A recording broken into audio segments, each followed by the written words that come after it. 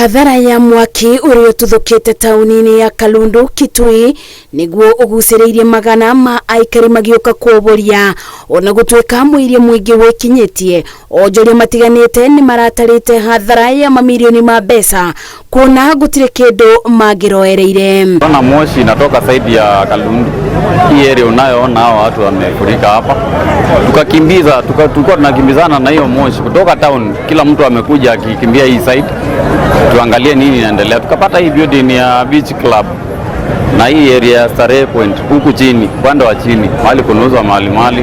Watu walikuwa wanasema ni mattress zinachomeka, so tulikuja mbio tukaanza kuokoa huko. Kuratuĩka mwaki ũyũ ũratuthũkire nduka-inĩ ĩmwe ya kwendia mĩkondoro ũracoka ũratamba nduka-inĩ iria irigainie, aikari makiuga ũrathegeaga na gĩkĩro kĩa igũrũ ũndũ matangĩrabotire kubonokia ona kĩ. Chanzo cha hiyo moto vile tumeona ndani, hiyo mpenye biashara alikuwa tu ameweka jiko, sio stima. Hiyo nyumba hakuwa na stima. Stima imekatwa kama miaka 5 hivi. Ule ni amekuwa amekoboa stima yake ikakatwa. Ile naona ni kama gas na jiko ndio imechoma, hiyo moto italipuka.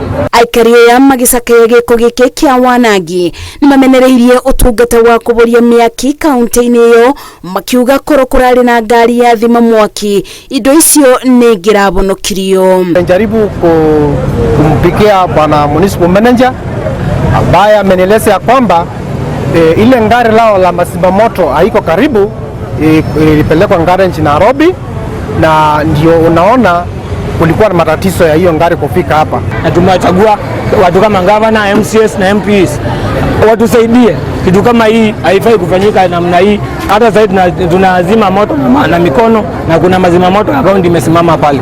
Atongoria gĩcigo-inĩ gĩkĩ nĩ morĩtio kũruta wĩra ũrĩa mathĩrĩirwo, mũingĩ ũkĩenda ũtungata wa ngari cia thima mwaki gwĩkĩrĩrwo na njĩra nene nĩguo kwĩthema hathara ta ĩno. Ngĩribotera Inooro TV, njĩtagwo Masi wa Ndia wa Mũrĩithi.